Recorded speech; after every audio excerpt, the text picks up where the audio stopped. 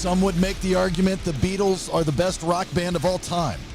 I would make the argument on top of that is that they're definitely one of the most influential rock bands of all time. There's no doubt about that.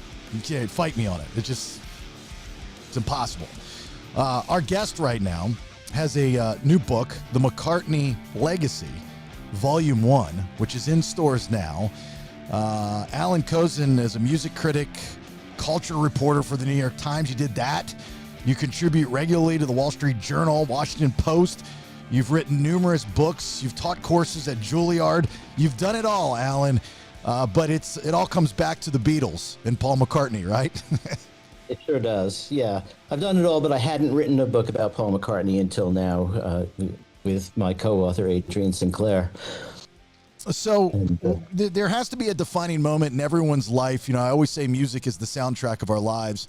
You know, I've been in the radio business almost 30 years, and I've got to meet some of my heroes. And it's cool. You know, they're kind of like the modern day Greek gods in a way. I heard somebody say that one time and I agreed. But for you, what was that defining moment in your life where you said, I'm a Beatles fan forever? I suppose, like an awful lot of people in this country, it was February 9th, 1964, when they appeared on the Ed Sullivan Show. And, you know, we'd heard some of the stuff on the radio before then, and it sounded, you know, kind of new and fresh and vibrant. But seeing them perform, you know, that made a big difference.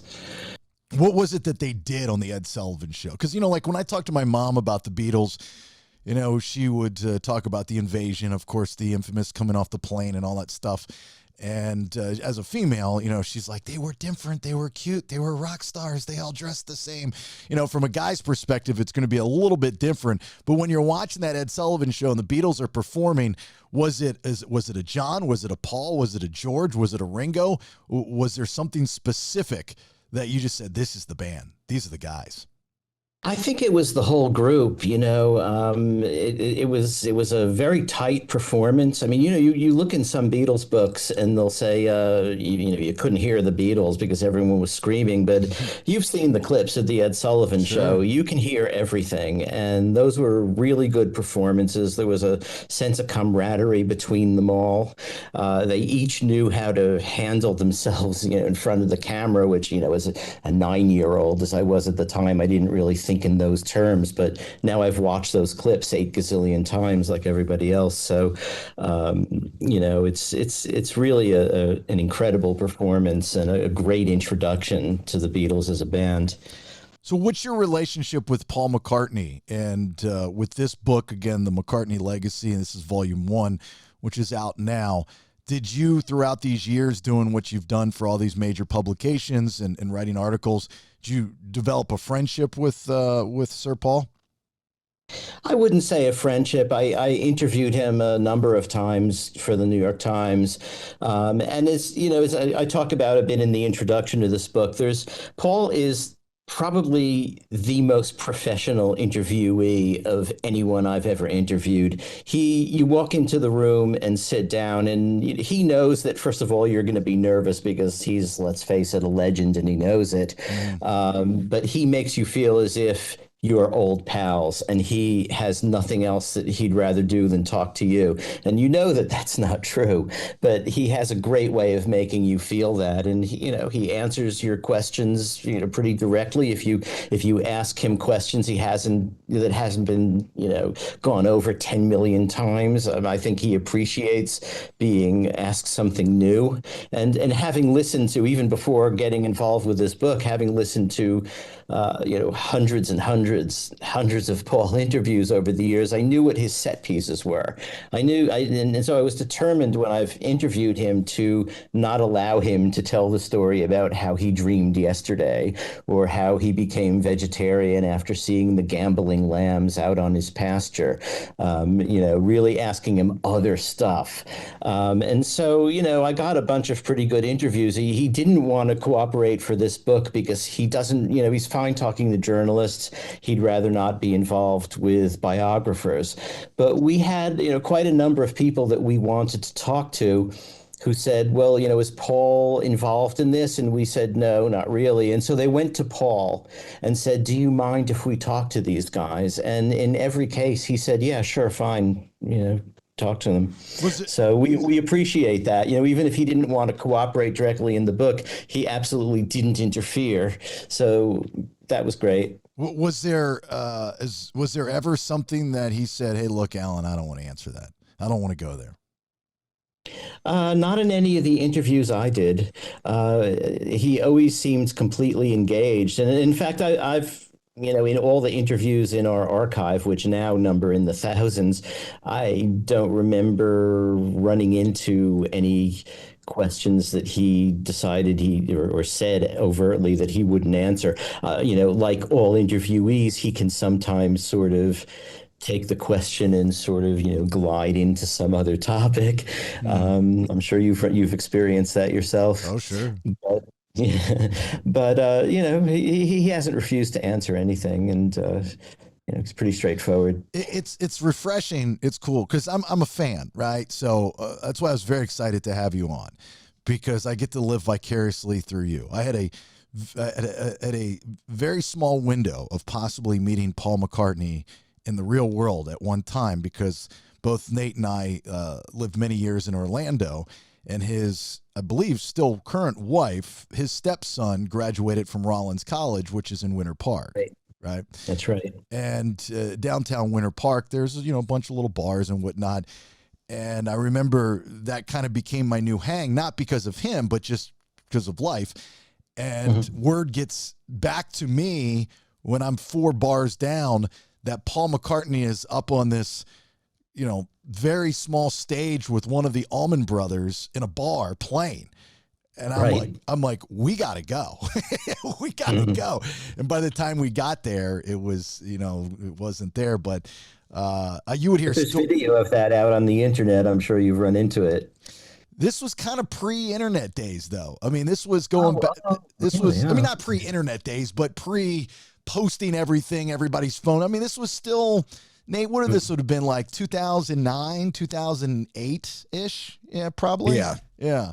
So it was, there is a video of he played at his stepson's graduation party. He played. I saw her standing there, and there is video of that out on the web. You can search for. But it's refreshing to know that he knows who he is. Like you were saying before. I've interviewed a bunch of these types of people, and sometimes they're overly humble, which makes the conversation awkward.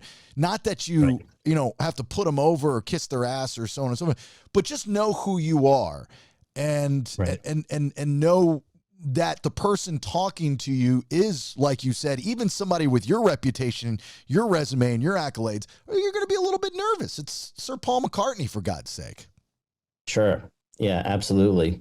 But, in the course of the period that we cover in the book, he knew who he was. I mean, he'd been through the entire Beatles experience, and yet the Beatles had imploded, and he had to recreate his career. It was as if he was, you think of, Muhammad Ali giving up his prize belt and going back to the gym where he grew up and starting to train again with all the local kids there and sort of reconstitute his boxing career. In a way, that's what Paul had to do.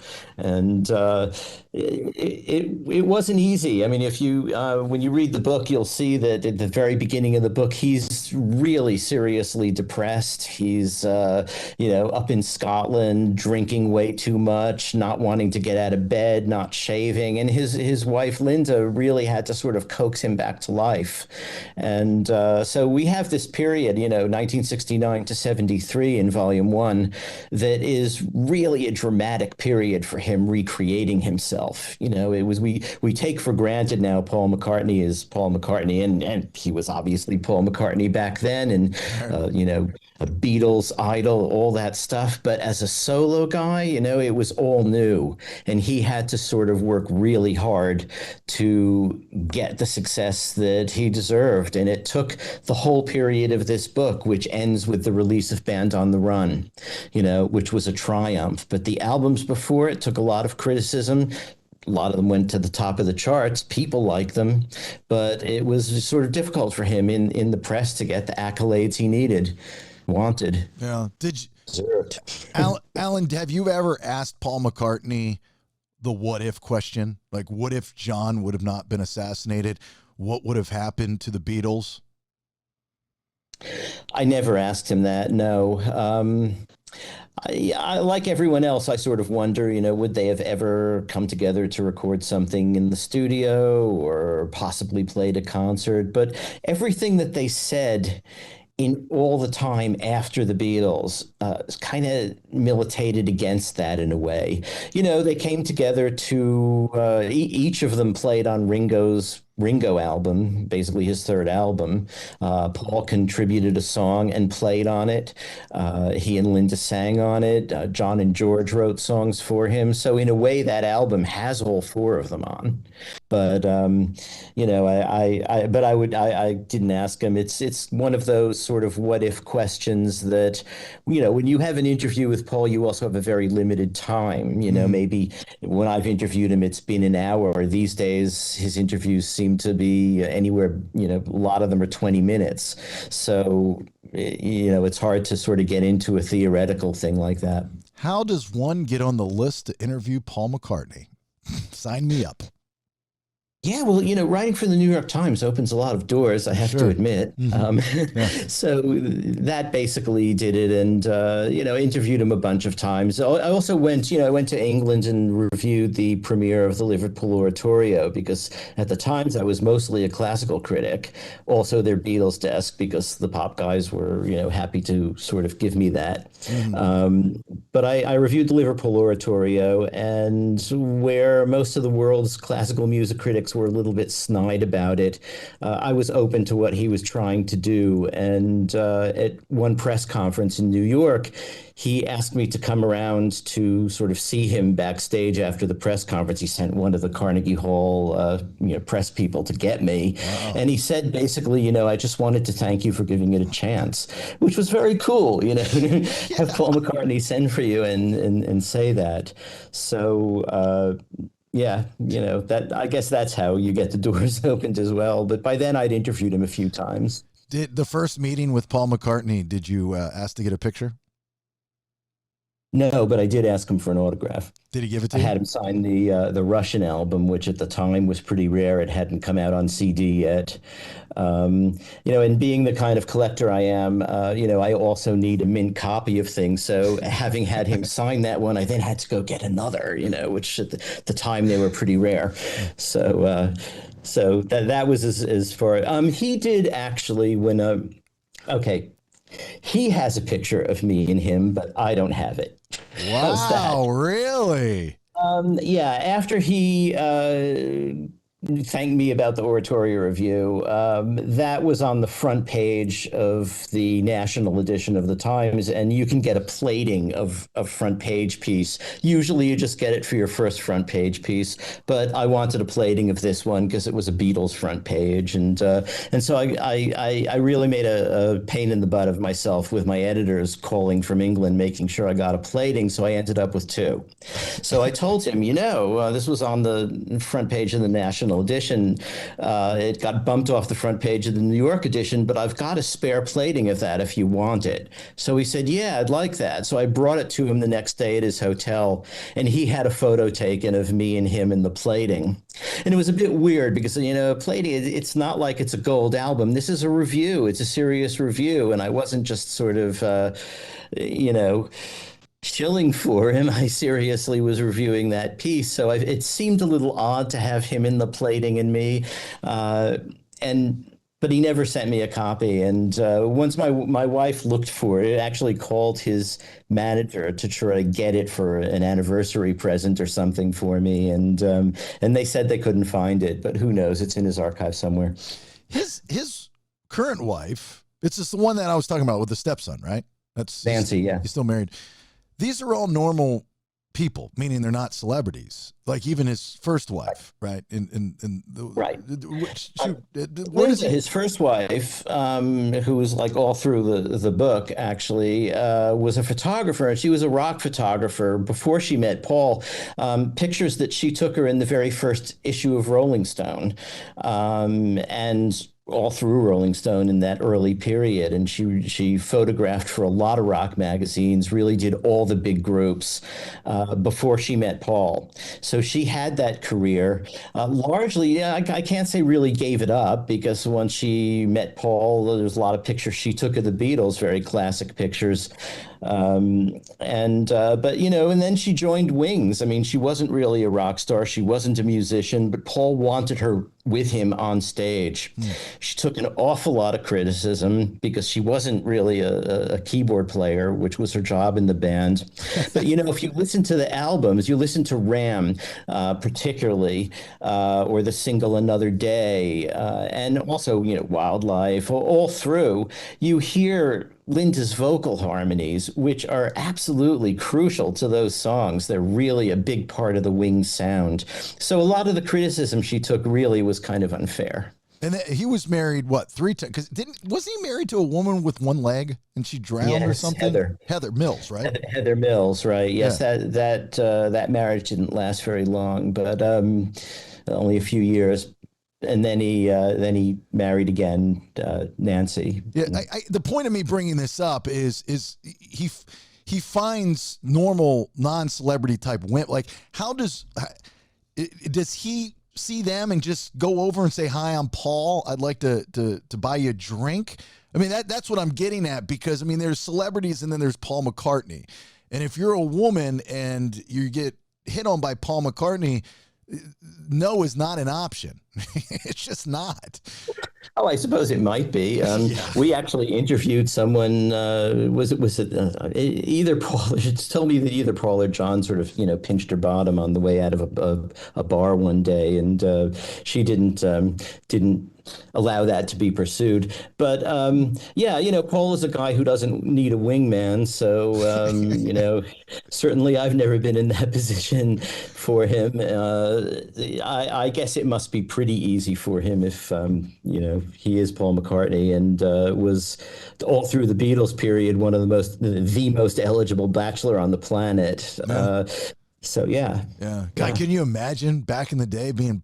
We're not even back in the. I mean, he's a bigger deal now today than he was then with the Beatles, I think. I mean, just because he's an icon, he's a legend. Sure. Can you imagine if you were single, being Paul McCartney's wingman, even at his age? I would do it in a heartbeat. I'd make it a full-time job. It'd be phenomenal. Well, the roadies in a way fulfilled that function during the Beatles years. Sure. The roadies would sort of pick out the girls. Yeah, kind of a lost art form now these days. Right. Yeah. So, in your professional opinion, and because you do have this relationship with Paul McCartney, and you've interviewed him so many times, why do you think that Paul was able to have so much success as a single artist? More than George, definitely more than Ringo, right? And then, John's life was cut too short, but Paul has been able to stand the test of time.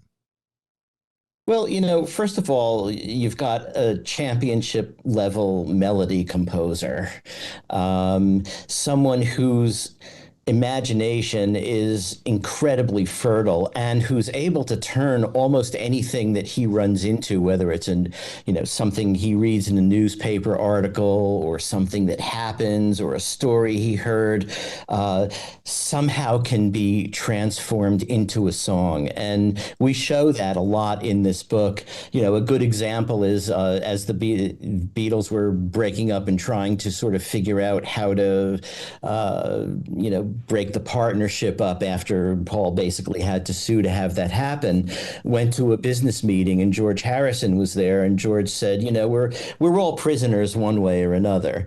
And Paul, on his way home from that meeting, wrote the beginning of Band on the Run, which is all about prisoners escaping, stuck inside these four walls, and then the second part, the Band on the Run part of the song, goes back to the very first Wings tour in 1972, when they were stopping at universities and asking, you mind if Paul McCartney plays a concert here? Can you imagine being in the university's events committee and the roadies walk in and say, we've got Paul just outside.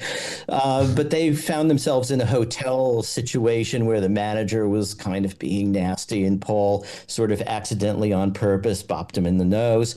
And before the police got there, the band just, split and ran. They were literally a band on the run. So you've got that feeding into the song. So you've got this 1973 song that's part 1973 business meeting, part story of Wings escaping the wrath of a hotel manager. You know, not everybody can turn everything that happens into a song if they want to. Paul can write a beautiful melody on a second's notice. There's another story in the book. He's visiting Dustin Hoffman, and Dustin Hoffman says, so how do you write a song? And Paul says, well, they come to me, what inspiration, whatever. And he hands him a copy of Time magazine that says, Picasso just died. And there's this interesting thing where he said, drink to me. I can't drink anymore, but, drink to my health. And suddenly Paul sits down, picks up a guitar, sits down and writes Picasso's last words, which is on the Band on the Run album. And Dustin Hoffman is sitting there with his wife saying, he's doing it, it's coming out. So, that's probably why Paul is so successful. He can do these things on a moment's notice, writing a song, and it will be a better song than 98% of people could, possibly do, including serious musicians. So, that's an incredible talent. And that's really, in a way, the secret of his success, I guess. I really love hearing artists when they talk about artists they admire, and they're kind of like a fan. And there was I think a fairly recent interview with Dave Grohl, the Foo Fighters. It might have been on Howard Stern's show. And he tells a Paul McCartney story where he was at a party and they were playing the piano, I think, together or something. And the whole time in his head, he's going, oh my God, I'm playing the piano, and this is Dave Grohl, which is, by the way, one of the most humble guys you could ever possibly meet. He's just a sweetheart of a dude. But for a guy of that caliber to talk about Paul McCartney like he just had 5 minutes alone with Santa Claus, it's pretty neat to hear. I can tell you a better one. Yeah, please. A singer named Jerry Hadley was an opera singer, and he sang in Paul's Liverpool Oratorio. This will be in probably volume 4 when we get there. And he went to rehearse with Paul, the parts that he was singing for the Liverpool Oratorio at Paul's place in Sussex. And Jerry had actually, as a kid, been in a rock band. And Paul said, oh, yeah, well, here, take a guitar. Let's do Heartbreak Hotel. And Paul took this big stand-up bass that he has that was owned by Bill Black, who was Elvis's bassist. The acquisition of that bass, by the way, will be in volume 2. And he plays, and Jerry plays guitar and sings. And at the end of the performance, he says, I can't believe I've just sang Heartbreak Hotel with Paul McCartney playing Bill Black's bass. And Paul said, that's nothing. You just played it on Elvis's guitar. Oh, that's a phenomenal story. It is a good one, isn't it? That's great. That's so good. Is there any, I guess there would have to be. I love asking artists this question. Is there any recordings that they have that's in the vaults, collaborations with other people of name that maybe won't see the light of day? Does Paul have any of that? I have a feeling that most things pretty much everything he's done with people of name, as you say, has come out. But what there are things like the legendary demo for Band on the Run, the story as the whole Band on the Run album actually. The story is that when he was in Lagos, he was mugged, which is true, and the muggers took his whole pack of stuff, which included money, cameras, Linda's cameras, and his demo tapes for Band on the Run. But those were cassette copies, and the original demos were recorded on 4-track up at Scotland in his farm. So those probably still exist, and you never hear anything about them, and they've never been included on any of Paul's Band on the Run reissues. So, those are tapes that everybody's dying to hear. And most people think don't any longer exist because they think the demos were stolen. But what was stolen was copies, cassette copies. The originals are still there. That for me is sort of up in the Holy Grail area. Does he ever have an issue talking about his old bandmates in the Beatles, like John, and any issues that they might have had, George, Ringo, or does he just kind of want to move forward with all these types of conversations? He doesn't have issues about it anymore. He talks about it pretty frequently, but in the period we cover in volume one, he found it actually kind of irritating to constantly be asked about the Beatles. I mean, they were all still alive from 1969 to 1973, so it was hard for him to do an interview without people asking if they were going to get back together. And he did get very irritated with that. But also his attitude changed in the course of the period we cover in the book, because his big issue with the other Beatles was the manager that they hired against his will, in a way, Allan Klein. But in 1973, they decided not to renew with Klein. And so when people began asking if the Beatles would do anything together, he became a little less definite about how it would never happen. So, it's kind of interesting to trace how that changes over the course of the period we cover. Didn't he just die, Allan Klein, just recently? Not too recently. He died some time ago. Oh, did he? Yeah, Oh. I can't remember the year offhand, but yeah. In this book, in the volume one, I read that you talk about the unexpected influence of Pink Floyd on McCartney's musical output, as it's written. But Pink Floyd was well after, obviously, the Beatles, right? Yeah. Well, maybe a bit after the Beatles, although they started in like '67, so it's not too far after. There was overlap, but there was certainly also overlap with Paul's solo career, and at the same time, he was working on. I think Red Rose Speedway. They were working on Dark Side of the Moon, and. In Dark Side of the Moon, you may remember there's a section where there are just sort of random quotes from people, actually just scattered through the album. And what they did is they invited people to come in and answer a bunch of questions that they had written on cards and put on a music stand. And they had Paul, they had his guitarist Henry McCulloch, they had the doorman from Abbey Road Studios. All kinds of people came in and read the questions to themselves and recorded an answer. And one of the questions was, when was the last time you had a fight, and were you right? Paul and Linda went in and they were sort of trying to be funny or, clever about it. And that isn't what Pink Floyd was looking for. They just wanted straight answers. But Henry McCulloch, Paul's lead guitarist, remembered, the last time they had a fight was actually at Paul McCartney's father's house over New Year's. They were out in the street in Liverpool fighting. And Paul's on the phone to Wings' drummer saying, hey, Henry and his wife are out there, out in the street yelling at each other. What am I going to do? And so Henry talked about that, and that's on Pink Floyd's Dark Side of the Moon. But also, we were running into things like,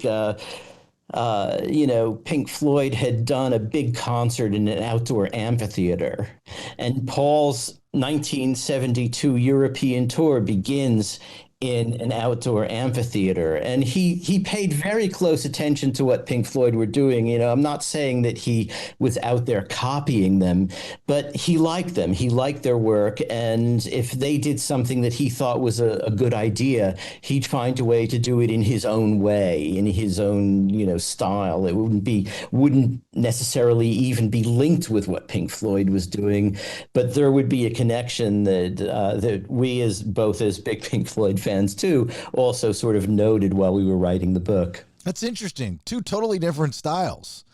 You know, Absolutely. yeah. I think Pink Floyd in its early, very psychedelic days was a little influenced by the Beatles and what they were doing, around the Pepper period and beyond, and Uh, Revolver, Tomorrow Never Knows, and Tape Loops, and you name it. I think there's a bit of a musical connection there. yeah. Who wasn't influenced by the Beatles, as you say? Yeah, that's how we started this conversation. Right. You might be able to argue that, as far as the best band, everybody's got their own taste and whatnot, but, and then you rack up numbers, which then can be argued. But as far as influential, there's no arguing that point. I mean, you say the Beatles we're talking about Paul McCartney and different people, they go around him, and how much they're in kind of awe. Did Paul McCartney have a moment where he knew the Beatles were done or the music was changing? A lot of times you talk to these guys, especially from the 80s era of hair bands, and they'll have this aha moment where they, booked a gig and they're used to 10, 15,000 people out there, and they're finding themselves in front of a Ferris wheel at a county fair and there's 500 people, and they're like, music's done. Did he have that with the Beatles? I don't think so, because I don't think the end of the Beatles was primarily because of music. And certainly towards the end of the Beatles, Paul was really influencing the direction they were going in. But there were differences. I mean, John would have been happy putting out something like Revolution Number 9 as a single. And John really disliked things that Paul was doing, like Maxwell's Silver Hammer and Obla Di Obla Da. He found that he called them granny music, whereas John was sort of heading towards the more avant-garde things that Yoko wanted to do. But that wasn't getting too much onto Beatles albums, just a bit. What really kind of broke them up was business disputes about Allan Klein. Paul felt that Allan Klein would completely rip them off, partly because the Rolling Stones, who had brought Allan Klein to the Beatles' attention in the first place, subsequently discovered while they were still negotiating with Klein that Klein, while he got them a better contract than they had with Decca, also managed to buy the master tapes of all their albums up to Sticky Fingers. Wow. And all of their publishing. So the Stones no longer own their early publishing or their early recordings. And Mick Jagger warned Paul about that. Paul tried to warn John. John wasn't listening. George and Ringo went along with John. And that was really the root of the Beatles falling apart.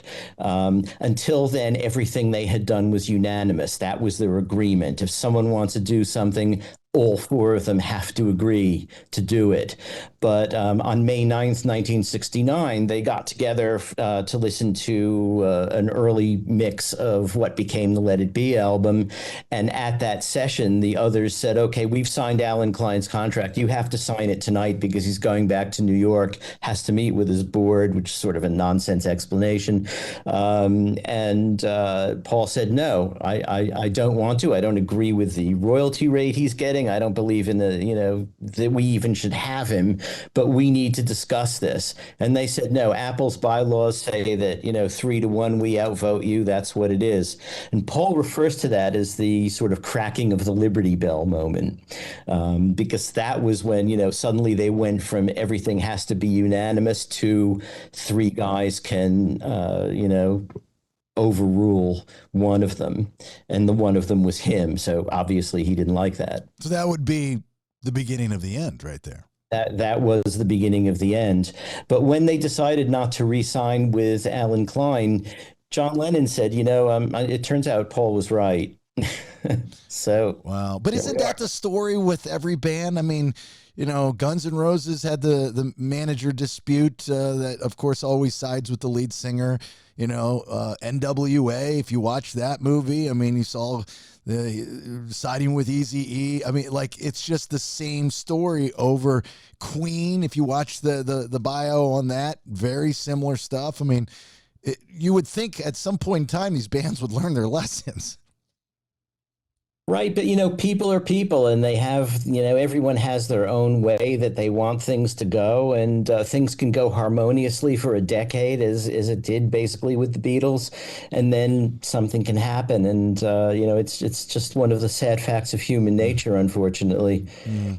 By the way, Let It Be, my all-time favorite song ever made. Hmm. It's just, One of Paul's. yeah, it's so simplistic. It's beautiful. It makes so much sense.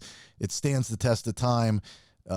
It's catchy. Everything about the song is perfect. Not just great, just perfect.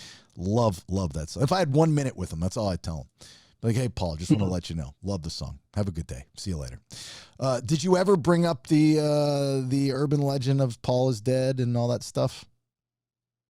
No, because that was pretty well sorted out in 1969, I think, even though there are still books about it. And we cover it in the book because at the very beginning of the book, there's a scene where uh,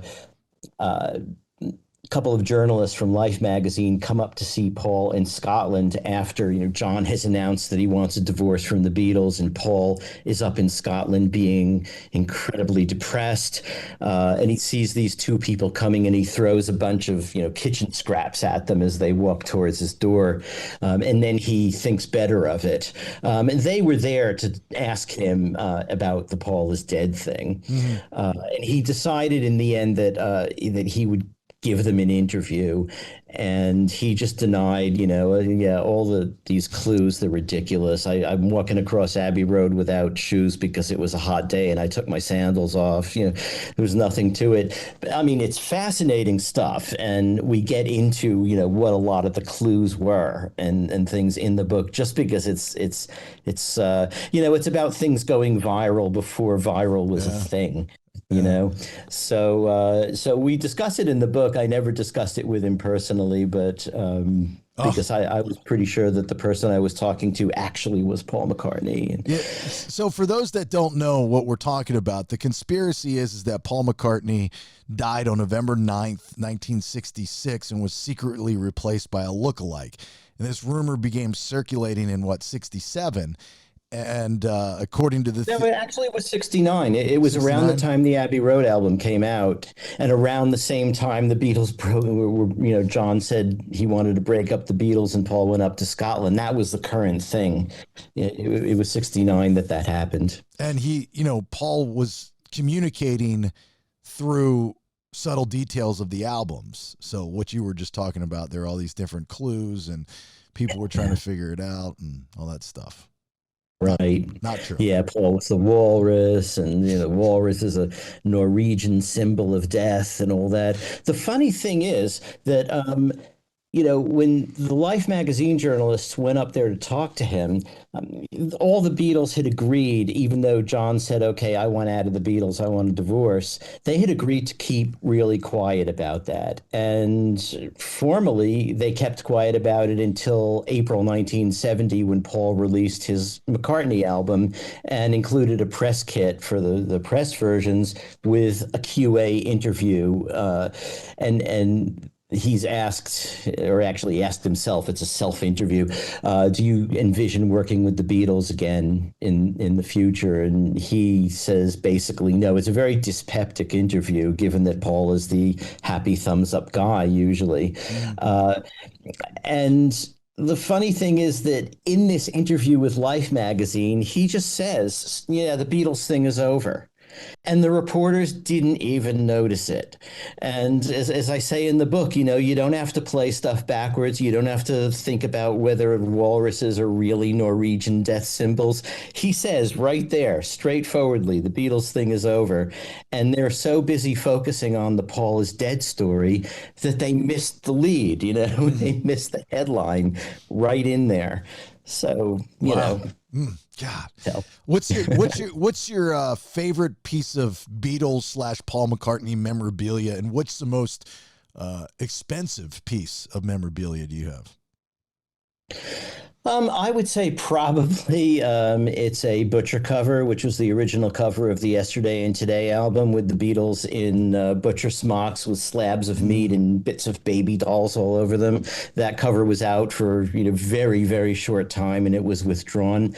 The stereo version's worth more than the mono version. I have a stereo one that still has the shrink wrap on it because it used to be owned by the critic for Newsweek, and he kept it in an envelope. And so it's in absolutely perfect shape. That probably is my best Beatles thing.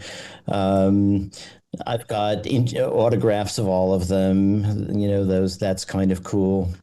That kind of thing, I suppose. So you had some one-on-one time with John before he died? No, No. no, sadly. I was in my career, I was just getting to the point where it would have been plausible to think that I could interview him, and then he was shot. And so I've talked to Yoko a number of times since then, but never to John. He he That's he one of my great regrets, he, career regrets. he was killed in like 81, right? 80, 80. December 8th, 1980. Yeah, which, to us, at least to me, doesn't seem like that long ago. I mean, I know it's the early part of the 80s, but to think that the Beatles, John Lennon was alive in the 80s, just if you say it like that, you're like, really? Well, God, I thought that guy died centuries ago, right around Socrates, man. I didn't know he was around in the 80s. Nate, do you have a question for Allan before we let him go? Yeah, I'm not like super knowledgeable on the Beatles. I don't actually know, how did everybody get together? Like, how did they all meet? Were they friends prior, or were they just kind of put together? How did the Beatles actually come about? Well, I mean, they got together basically as kids, like, high school or junior high school age kids. John had a band, and Paul went to see it because they had a mutual friend, and Paul sat down and took a guitar and played 20 Flight Rock. John was impressed that he knew all the words, so he invited John in. Paul was friends with George because they went to school on the same bus, and they were both really interested in guitars. George was a better guitarist than Paul. Paul felt at the time, and wanted to introduce him to John. So John sort of thought, okay, the kid's 15 years old. I don't know if I want him in the band, but okay, so he got George in. And then Ringo, really, by then, the Beatles were sort of an established band in Liverpool. They'd played in Hamburg. They knew Ringo because Ringo was in a band that was really the biggest band in Liverpool at the time, named Rory Storm and the Hurricanes. And the Beatles drummer, Pete Best, they didn't feel that he really fit in. And after their first audition, their first recording session for Parlophone, or EMI, who the Beatles recorded for, George Martin, their producer, didn't think he was very good. He was going to get a studio musician in. So they invited Ringo to join. And that was all four pieces coming together. It's always the drummer, isn't it? In every band, it's always the original drummer that doesn't make the cut of success. Pearl Jam, you name it. It's always been the drummers in the bands I've been in, I can tell you. It's always the drummers. All right. The McCartney Legacy, Volume 1. I hope to have you back on for Volume 2, 3, 4, 5, 6, 7, 8, 9, and 10. Absolutely fascinating stuff. You are just a well of knowledge. It's awesome. So, Allan, Kozin, thank you so much. Buy the book, Amazon, Barnes & Noble, everywhere you get books, obviously. The McCartney Legacy Volume. You're going to do an audio? You should have ask Paul to do the audio book version. No, we have an audio book. We do have a British reader for it. There's an audio book. There's Kindle. It's out in all formats. You eventually want to maybe sell it to Netflix or something like that? Make a show out of this, a docuseries? One never knows. Adrian, my co-author, is a documentary producer, so we have in-house the talent to do it. Yeah, the resources. That's what it's all about. All right, Allan, thank you so much for your time. Buy this book. It is fascinating, Beatles fan or not. Just absolutely fascinating stuff. Thanks again, Allan. Talk to you soon, okay? Okay, thank you. Take care. Bye-bye. Thank you, Allan. Yeah.